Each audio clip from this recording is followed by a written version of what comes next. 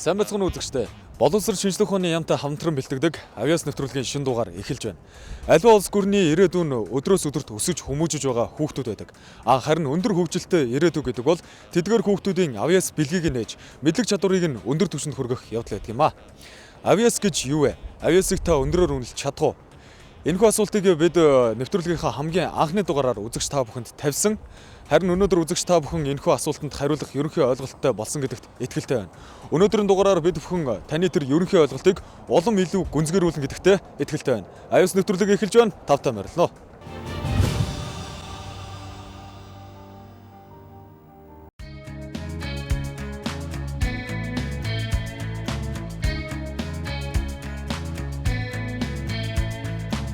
Улс орон даяар хүүхэд бүхэн авиасаа нээн хөгжүүлэх хөтөлбөр хэрэгжиж байгаа энэ цаг үед Монгийн цогцлбор сургуулийн сурагчид ч мөн техникийн оюун сэтгэлгээг хөгжүүлэхээр нисэх загварын дугуйланд суралцж байна.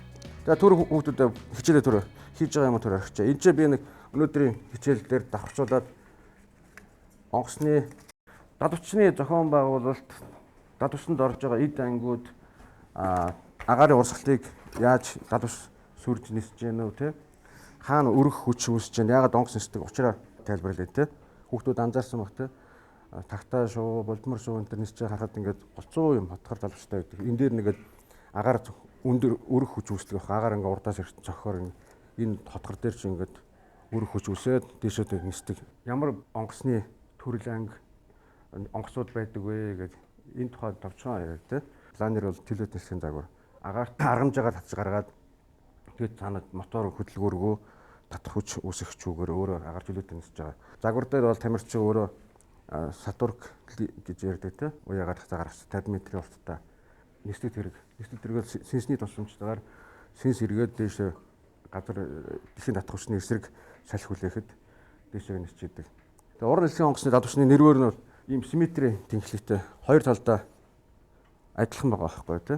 Тэгээд дадвч чинь ингээд нэг тусал хэлбэртэй байна. Агаар сүрхэдтэй. Энд урдаас агаар сүрж байна гэж дээ. Энд доороос бас өрх хүч үүсэж байгаа тий. Тэгээд энийг ингээд гол хуваахад одоо ингээд яачлаа. Хоёр тал нь адилхан байх хэрэгтэй. Тий. Яагаад вэ гэвэл тэгвэл онгоц урагшаа ингээд зөв дадвч өөрөөр хэлбэл нисгэгчийн толгойд кабин дээш хард нисэж явахдаа нисэж байна. Акробат хийгээд агаар дуран нисхийн дасал хийхээр буруу хард нисэх нислэгүүд бас явагдаж байдаг тий. Тэгэхээр энэ дээр дахиад давхар өргөх үүсч идэг. Тийм учраас хоёр талдаа адилхан симметрийн тэнхлэгтэй нэр үрийг сонгодог. Хүсэл гэдэг хязгааргүй. Хүн бүр өөрийн хүсэл мөрөөдлөөрөө жигүүрлэн амжилтууд тэмүүлдэг. Нисэх загварын дугуйлангийн сурагчдын хувьд өөрийн оюун ухаан, гарын ураар бүтсэн онгоцоо нисэхийг мөрөөдөж өдөр бүр уран зоригоор дүрэн суралцж байна. Ган тулаг багш баг байхаасаа л сурагчдынхаа адил нисэх загварын спортыг сонирхож 1975 онд залуу техникчдийн ордон анх байгуулагдахад орж байжээ. Түүний энэ сонирхлыг Баатар хот, Москвагийн нэрмжит улсын тэргүүний 33 дугаар сургуулийн технологийн багш нар нь их дэмждэг байсан учраас цаашид сонирхлоороо ажиллах хүсэлтэд хөтлөгдөн 10 дугаар ангиа төгсөөд залуу техникчдийн ордонд лаборантаар ажиллах болсон байна. Ган тулаг багш маань 1979 онд Польш улсад болсон олон улсын тэмцээнд оролцож, уран нислэгийн загвараар төрүүлж, чөлөөт нислэгийн загвараар 4-р байр эзэлж, мөн 1980 онд Чехословак улсад болсон олон улсын тэмцээнд амжилттай оролцож байжээ.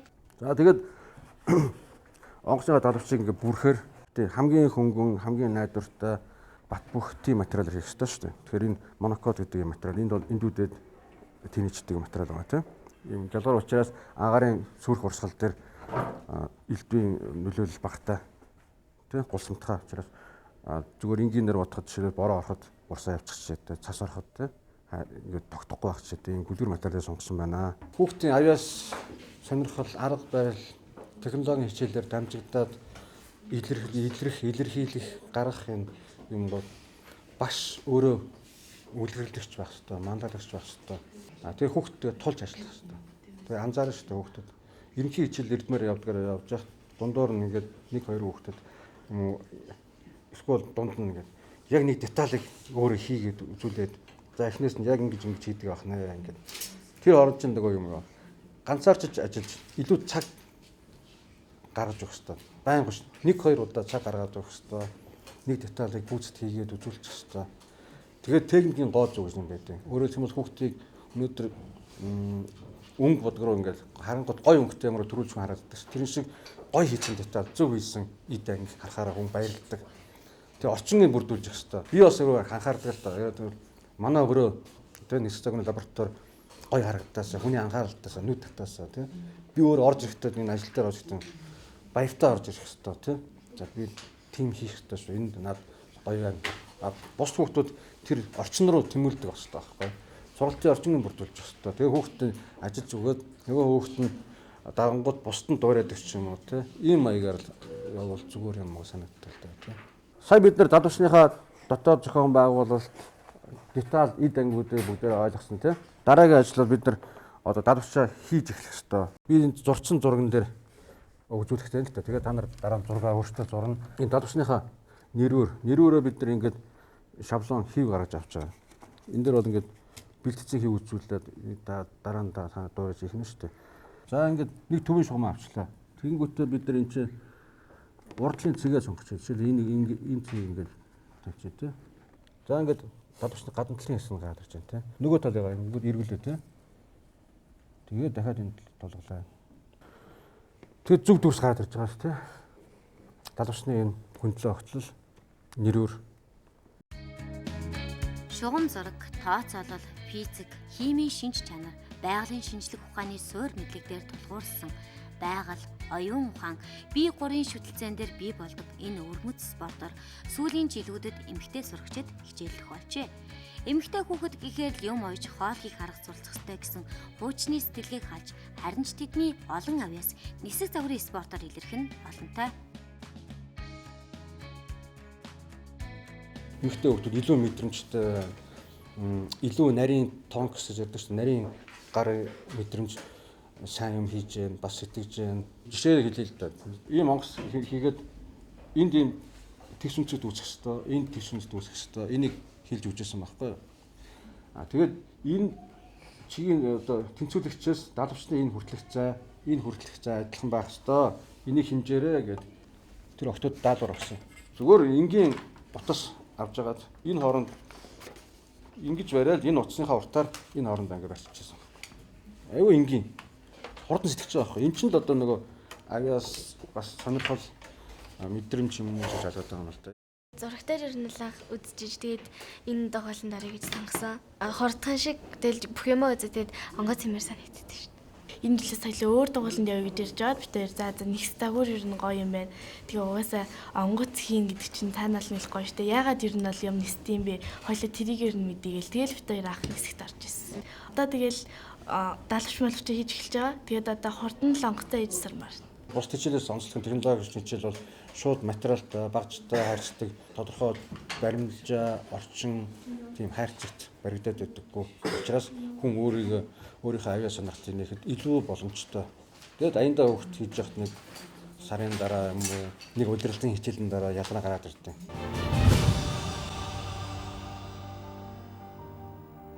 Үзэгч та бүхэнд хүүхдийн техник сэтгэлгээг хөгжүүлэх зорилготой нисэх загварын хичээлийг хүргэлээ. Өнөөдрийн хичээл маш их сонирхолтой байсан гэдэгт итгэлтэй байна. Өнөөдрийн хичээлээр онгоцыг хэрхэн бүтээх, мөн ямар арга техник ашигладаг болон бүтцийн талаар та бүхэнд танилцуулсан. Харин бүгдээрээ одоо Монгол байдаг нисэх загварын клубүүдийн талаарх мэдээлэл болон нисэх загвар гэдэг энэхүү шинжлэх ухаан Монголд хизээ үүссэн талаарх мэдээллийг хүлээн үзцгээе үзэгчтэй.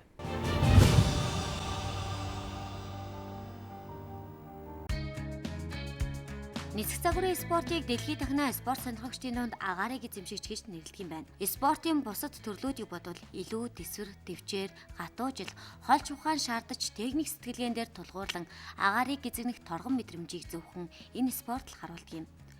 Хүн төрлөختөн 20 дугаар зуунд нисдэг тэрэг бүтээхэд нисэх загварын спорт мөн үүссэн түүхтэй. Харин манай улсад 1965 оноос хөгжиж эхэлсэн. Тухайн үед пионер сурагчдын ордонд нисэх загварын дугуйлан хичээллэж, зарим төрлөөр улс хотын тэмцээн зохион байгуулагддаг байжээ. 1980 онд нисэх загварын спортын тэмцээний дүрм, цол зэргийн нэгдсэн ангиллыг баталж, Монголын спортын төрөлд албан ёсоор оруулснаар 1997 онд Монголын нисэх загварын спортын холбоо байгуулагдаж байсан юм. Одоогийн байдлаар уг спортын чиглэлээр гигант, шонхор, мастер, титан зэрэг клубүүд үйл ажиллагаа явуулж, улсын болон олон улсын тэмцээн уралдаанд амжилттай оролцож байгаа бөгөөд хамгийн сүүлд Улаанбаатар хотын техник технологийн олимпиадаас Монгийн цогцлбор сургуулийн сурагч, спортын мастер Мөнх Мандах Бэлэг Заяанаар 1-2 дугаар байр эзэлжээ. Өөрсдийн дур сонирхолтой хөтлөгдөн нисэх загварын спортоор хичээлдэж байгаа сурагчид маань мөн адил хэсэг хугацааны дараа энэ мэт амжилтуудыг гаргах нь лавтай.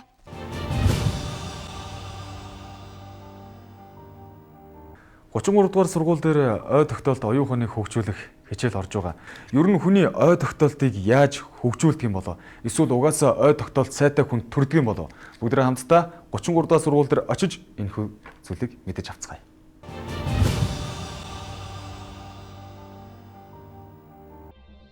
Хүн бүхэн насан туршдаа янз бүрийн олон төрлийн хэрэгтэй хэрэггүй мэдээллийг өөрийн мэдлгүй цээжсэн байдаг. Маш чухал хэрэгтэй гэсэн мэдээллээ цээжлэх гэж хичнээн оролдож чаддаггүй хэрнээ санамсаргүй олж мэдсэн хэрэггүй мэдээлэл үргэлж санаанд явах нь илүү тохиолддог. Хүний уурах тархины нэгэн гайхамшигт чанар өнгөрсөн туршлага, бодол, үйл явдал, мэдлэг чадвараа оюун ухаандаа баттгах, үлдэн хадгалах, сэргээн санах, таних, санаандаа буулгах, төсөөлөх, дүрслэн бодох сэтгэлийн нарийн процессыг ойгно. Өөрөөр хэлбэл үзэгдэл юмсын улмөр бидний тархинд хадгалагдан үлддэг юм. Хүн амьдралынхаа туршид ой тогтоолтынхоо өчүүхэн бага хэсэг буюу дөнгөж 10-аас 15%-ийг ашигладаг болохыг эрдэмтэд тогтоосон байдаг. Хэрвээ хүн ой тогтоолтоо сайн ашиглавал 60 наслахтаа 3 дээд сургууль төгсөж 6 гадаад хэл эзэмшихээс гадна нэвтрхий тойл бичгийн 100 мянган өгүүлгийг тогтоож чадах болно гэсэн тооцоо байдаг байна. Хүмүүс 1 цагийн дотор 50 гадаад үг цээжлэх боломжгүй гэж ярьдаг.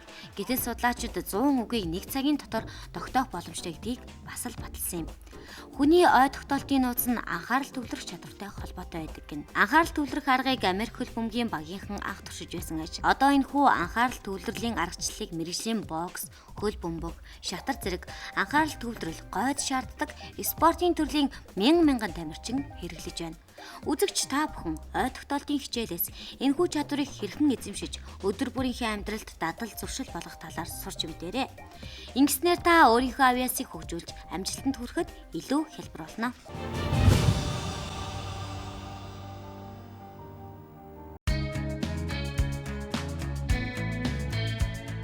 За сайн байцгаана уу хүмүүдээ. Тэгэхээр өмнөх хичээлүүдэд үтсэн төсөөллийн 6 зарчим байгаа тий. Төсөөллийнхөө зарчмуудыг бүгдээрээ баримтлаад за бид нар дэлхийн газар зүйн хичээл үзэж байгаа. За энэ хичээлтэйгээ уялдуулаад байр зүйн систем хэмээх хичээлийг орё. Тэгэхээр байр зүйн систем гэд хичээлийг бид нар юунд ашиглах вэ гэхээр газрын зургийг цээжлэх. За дэлхийн улс орнуудын газрын зургийг нэртэй, за нийслэл хоттой. За магадгүй дэлхийн газрын зураг дээр энэ тэмтгийн булан хойг тохой далаадын гисийн байршил тий улс орнуудын хил хязгаар зэвийг цээжилж болно. За дараах дүрмүүдийг баримтлана газрын зургийг цээжлэхэд. За нэгдүгээрт улс орнуудын нэрийг бид нар маш зөв дуудах ёстой. За хоёрдугаарт бол цээжлэх дарааллыг сонгоод за улсуудаа дарааллын дагуу дугаарлаж бичнэ. За яаж дугаарлах вэ? Дарааллыг хэрхэн сонгох уу гэдгийг бид нар үзнэ. За дараагаар нь за нэрүүдийг төсөөлөх хэлбэр рүү шилжүүлнэ. Төсөөлөхдөө мэдээж бид нар өмнө үтсэн зарчмуудаа маш сайн баримтлах ёстой тийм. За тэгэхээр гинжлэх аргаар өгнүүдэд холбож төсөөлнө. Тэгэхээр дарааллыг хэрхэн сонгох вэ гэхээр хэвтэй болон хөндлөн чиглэлд за эсвэл дээрээс доошоо эсвэл баруунаас зүүн зүгт ч юм уу тийм аль өөр дэвтэйхэн байдлаар за улс орнуудыг цээжлэнэ. Оюунлаг Монгол залуус маань салбар бүрт амжилттай ажиллаж, эх орныхоо хөгжилд өөрсдийн хувь нэмрээ оруулж яваа. Тэдний нэг бол Мэнд сайхны бүх сайхан. Монгол Улсын их сургуулийн эдийн засгийн сургуулийн оюутан тэрээр улсын тэргүүний 33 дугаар сургуулийн 7 дугаар ангийн хүүхдүүдэд оюун ухаан хөгжүүлэх ой тогтоолтын хичээл зааж байна. Юу байн түүгээрээ дайлыг гэдэг шиг өөрийнхөө сурсан эдмээ дайчлан хүүхэд багчуудын оюунд хөрөнгө оруулалт хийхээр зориглож Монголын оюун ухааны академийн Хатанбаатар багшаасаа зөвшөөрөл аван багагүй хугацаанд бэлтгэгдэж авьяас хөтөлбөрт хамрагджээ. Манай сургалтын ерөнхийдөө 7 дугаар ангийн хүүхдүүдэд өгч байгаа үр өгөөж ач холбогдол гэх юм бол одоо 7 дугаар ангийн хүүхдүүд маань математикийн хичээл үзэж байна. За физик, хим, за мөн газар зүй, түүх, уран зохиолын хичээл үзэж байна. За тухайлбал бид нар уран зохиолын хичээл дээр бүтэн жилийн турш маш олон шүлгүүдийг цээжилдэг. Химийн хичээл дээр үеийг системийг бүтэн жилийн турш үздэг. За түүхийн хичээл дээр бид нар манай багш нар янз бүрийн түүхэн үйл явдлуудыг түүхийн номыг бидэрт бичүүлээлээдэг, ярьж өгөөлээдэг. Үнэн эрэхтэй одоо би Мойсе оюутан. За зарим зүйлүүд маань эргээгээд мартагдсан байдаг. Гэтэл энийг яаж мартагдахгүйгээр бас богинохон хугацаанд за хичээл номондоо өөртөө үр дүнтэйгээр зээжлэх вэ? Энд нь одоо төхөн болох үүднээс бол ой тогтолтын сургалтыг орж байгаа. За бид нар ямар нэгэн хэмжээгээр ой тогтолтын мэрэгжлийн тамирчид, оюуны олимпийн тамирчид болох албагүй ч гэсэн за өөрийнхөө амьдрал ахуйд хүний утасны дугаар цээжлэгч гэдэг юм уу, банкны дансны дугаарыг нэг сонсоод цээжлэхтэй. За эргээгээд нөгөө хичээлүүдээ газар зүйн хичээл дээр л гэхэд газрын зургийг хурдан хугацаагаар цээжлэх эдгээр аргачлалуудыг сураад бид нар суралцах үүстэй хүүхдүүд маань бас дэмжлэг болж байгаагаар төлөв байгаа гэж бодож байна. Та нарын урд газрын зураг байгаа. Белиз гэдэг улс маань өөрөө ямар нэгэн улс орнуудын нэр бол ямар нэгэн утга агуулдаггүй те. За зарим нь магадгүй утга агуулдаг ч гэсэн бид нар энийг тогтооход асар их хүндрэлтэй. Тэгэхээр бидний амьдралд энэ хүү үг маань магадгүй та бүхэн хэрэгэлдэг Белизна гэдэг үгтэй ижлэхэн сонсогдож байгаа юм. За дараагаар нь Эл Сальвадор гэдэг улсыг Илс аваад ирээ. Илс аваад ир гэд. Бүгдээрээ Илс аваад ирээ гэхэд л гаран дээрээ нэг Илс бариа зөөж ийн л гэж өөрсдөө дотроо бодох хэрэгтэй. Нөгөө төсөөлийн 6 зарчим бол бид нар өөрсдөө оруулах ёстой. За Коста Рикаг зүгээр Кострол болгочих тийм. Панама гэхийг банана болгочих тийм. Энэ дээр бол хин нэг оюуных нь потенциалаар ч юм уу IQ-ийн төвшнгөөр ялгах зүйл огтхон ч байхгүй. Энэ ой тогтох аргачлалыг хүмүүс мэдэхгүй дээ л. Тэгээ мэдээлээд ингээ заагаад өгөнгүүт эдгээр хүүхдүүдийн сурлагын төвшин, анги, за гэр бүлийн байдал огт хамаарахгүйгээр адилхан төвшөнд суралцаа явж байгаа. Тэгэхээр бид нар адилдах аргаар цээжилсэн бидний 20 үг байгаа шүү дээ. Өн нэгдүгээр үг маань юу вэ? Өн хоёр дахь үг хум байсан. Гурав дахь үг сэрэ. Дөрөв дахь нь тав дахь нь 6 7. За бид нар 7 улс орныг цээжлэж байгаа учраас бидэрт 7 хадаас үг багт хангалттай тийм. Тэгэхээр эдгээр 7 үгтэйгээ бүгдээрээ эхлээ холбоё. Нэгдүгээр улс бол Белиз байсан тийм. Тэгэхээр бүгдээрээ Белизна гэдэг үгийг шонтойгоо холбоё. Бүгдээрээ төсөөллийнхөө зарчмуудыг ашиглана тийм. За 3 дугаарт нь сэрэ Илс аваад ирээ гэд. Бананыг бүгдээрээ сүхтэйгээ холбоорой. Банан идэх гэж бүгдээрээ сүх барьдаг тийм. Банан идэхийн тулд. За тэгвэл одоо бүгдээрээ урдаа байгаа хоосон газрын зураг дээр 7 улс орноо нэрлээд бичих гээд үзье.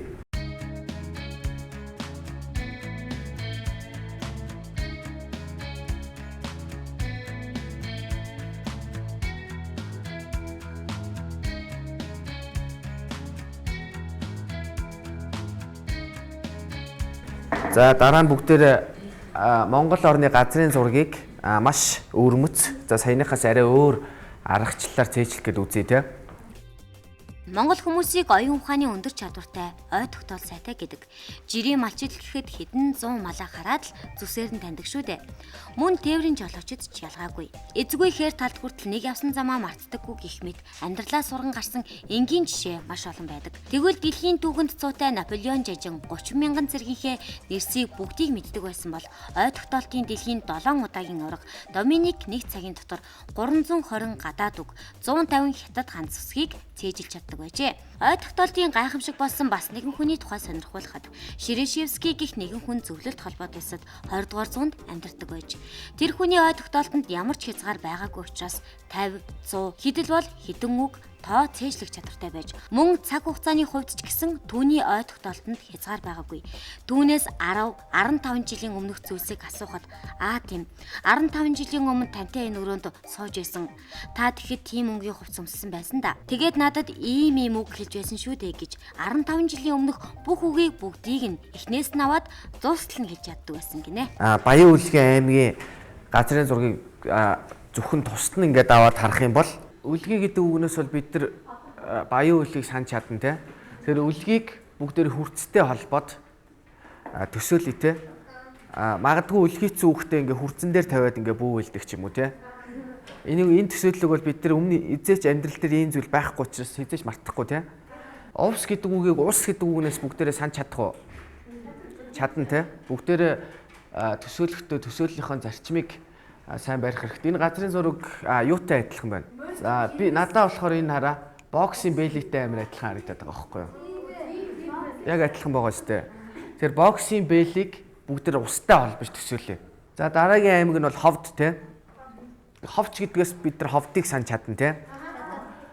За энэ юутай адилхан байна? За нугас цаашаа харцсан хүний толгойч юм шиг те. Би болохоор зүгээр оймсны хэлбэртэй адилтгаад оймстой адилхан гэдээ авцсан. Тэгээ бүгдээрээ ховч гэдэг үгийг оймстой холбож төсөөлье л доо те. Яаж төсөөлөх вэ? Хүн болгоны төсөөлөл янз бүр штэй. Хүн болгон янз бүрийн аргаар хэтрүүлнэ. Синэстэй зашиглан те. Бүгдээрээ энэ оймсны хэлбэртэй газрын зургийг харангуйтай энэ ховдын газрын зураг байна гэж харах нь штэй. За дараа нь завхан гэдгийг завь гэдэг үгнээс санаж чадах уу бид нар? Тэр завхны газрын зураг юутай адилхан байна? Яг онгоц байгаа үсттэй. Тэгээ урдаа байгаа газрын зургийг та нар хараад тэрийг томруулаад татах юм бол яг онгоц байгаа. Яг онгоц байгааз. Тэгэхээр онгоц завь хоёрыг бүгдээрээ хооронд нь холбож төсөөлье. Энэ юутай адилхан байна? Юутай адилхан байна? Дахианы гуйтай адилхан байгаа шүү дээ.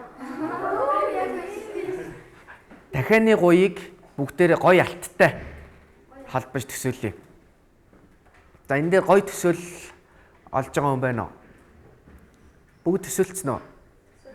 Дахианы гуй амар үнэтэй байдаг. Тэгээд алтан бүрхүүлтэй байдаг гэж төсөөлчихгүй тий. Тэр дахианы гуй шиг газрын зураг хараад бид нар гоё алт. Энэ чи гоё алттай байна шүү тэгээд эргүүлээ санаж чадна тий. Хөвсгөл гэдгийг бид нар хөвөн гэдэг үгнээс магадгүй таньж чадах бах тий. За энэ юутай адилхан байна? 8 алж байгаа шүү дээ яг. За энэ ар хангаа газрын зургийг харах юм бол яг гарбуу байгаа та нар хараарай. Бид нар газрын зургийг бол эргүүлээд ар хангаа газрын зургийг буутай л адилхан гэж харах нь шүү дээ. Буу юу гэнгот арх мэрх бодогдоол тий. Наа чи угаасаа ар хангаа газрын зураг байна гэл тий. Баян онгорыг бол баян гэдэг үгнээс. За энэ юутай адилхан байна? Яг заазуур байгааз. Заазуур байгаа шүү дээ. Заазуур гэдгийг баянтай нэг холбоод нэг л удаа төсөөлчих. Тэгээ энэ төсөөл бид нар энгийн төсөөлдгөө бусдаас өвөрмөс төсөөлдөг учраас хизээш мартагдахгүй. Сүх гэдэг үгнээс бид нар Сүхбаатарыг санаж чадна тий. Тэгээ баавгаан толгойтой их адилхан харагдаад байна. Баавгаан толгойг сүхтэй холбоорой. Баавгаан толгой сүх хоёр дээр ямар төсөөлөл ашиглаж чинь чи хэлтэй? Баавгааны толгой ингээд сүхээр амар ингээд зохиод идэх гээд тэгж төсөөлсөн үү те? Тэгээ жоох энгийн төсөөлөл биш шүү. Өөр гой хошин хэтрүүлэг ашигласан хүн байна уу? Ингээ баавгаг ингээ сүхээр араас нь ингээ гүйд би ингээ сүхээ бариад араас нь гүйжсэн чи баавга болооч гээд. Баавга нь яг эргэж харснаа болооч гэж тэгж гэнэ үү те? За ар хангаа юу гэж төсөөлсөн бэ? Ар хангаа бол буутай адилхан те. Арх буу хоёрыг хооронд нь холбох хэрэгтэй шүү дээ. Би ингээл амирлаг ингээл тагнаал шиг ингээл буу барьцсан. Тэгэд архинуудыг ингээд буудаж байгаа. Тэгэл нэг архийг бууц чи нөгөө арх чи амир зүүн бултаа. Тэгээ арх нь амьд юм уу те? Хөл мөлтэй те. За булган малгай гацууртай яаж холбосон бэ? Нэ гацуур ингээ ойд ургаж байгаа. Гэтэ ургахтаа зүгээр булган малгай өмсөд ургацсан. Цаанаас булган малгайтай гацуур юм уу те? Энэ төсөөллөөр эргүүлээ чи булган гэдэг үгийг бол хангалттай санаж чадчихэв үү те? Хичээл маш сонирхолтой гоё хөгжилтэй. Ер нь аль хичээлдээ инээсээр агаал ингээ хаяа ингээ өрөө өвдөөд бүр тэгээ бүр ярьж чадахгүй хаяа бүр инээд ирээ. Багш бидрийг гол нь хэтрүүлэгтэй амьдрал дээр байхгүй энгийн биш юм төсөөлөрэй гэдэг. Тэгээ би хийхдээ хошин юм төсөөлдөг. Тэгээ тэрийгээ бодохоор инээд түрээд сонирхолтой байдаг хичээл дээр. Хошин хэтрүүлгээр бүр мартна гэж баг байдгүй юм лээ. Хүнд ер нь хоёр мэрэгжил байх ёстой гэж манай их хэлсэн. Нэг нь өөрийнх нь сонирхдаг мэрэгжил, нөгөөх нь яг ингээд амьдралдаа хөвшүүлээд явах мэрэгжил. Миний сонирхдаг мэрэгжил болохоор дуучин, амьдралдаа хөвшүүлээд явах мэрэгжил болохоор зэрэг орчуулагч байгаа. Би англи хэлээр нэг өөрийгөө сайн ярьдаг гэж боддог. Тэгээд одоо тэхийн тулд ой тогтоолтоо сайн хөгжүүлэх хэрэгтэй. 24 удаагийн хичээлийн дараа бол хүүхдүүд маань 45 минутын хичээлийнхаа одоо агуулгыг за бүрэн тэмдэглэж авах чадвартай. За дээрээс нь түүнийг мартахгүй тийм тогтоож чаддаг болцсон. Ямар ч тодорхой хэмжээнд үр дүн гарах бах. Энэхүү сургалтын дараа ингээд өөрсдөө хичээгээд бие даагаад ингээд суралцаа явах юм бол харин бүр оюун ухааны ирээдүйн бас нэр алдартай дэлхийн хэмжээний тамирчид, оюуны олимпийн тамирчид болохыг ч гэсэн үгүйсэхгүй. За өнөөдрийн хичээлийг дүгнэх юм бол за бид нар хоёр янзаар газрын зургийг цээжилж болно. За нэгдүгээрт бол газрын зургийн хэлбэртэй адилхан за дүрс үг, за дээрээс нь дуудлага төсөөтэй үг хоёрыг холбох замаар тий. За зарим улс орнуудын газрын зураг ямар нэгэн хэлбэр дүрстэй зүүрлэхийн аргагүй дөрвөлжин ч юм уу ингээ хэлүүд нь өнцөгтэй янз бүрийн байдаг тий. Тийм хэрвээ газрын зургийг бол бид нар түрүүнийхээ дараалал оноогоод гинжлэх замаар ижил төстэй дуудлагатай үг болоод түүнийг гинжлэх замаар цээжилж болох нэ. Тэгээд гэрийн даалгаварт Сүхбаатар аймгийн сумдуудыг за яг өнөөдрийн цээжилсэн аргачлалаа ашиглаад цээжилж ирэх нэ.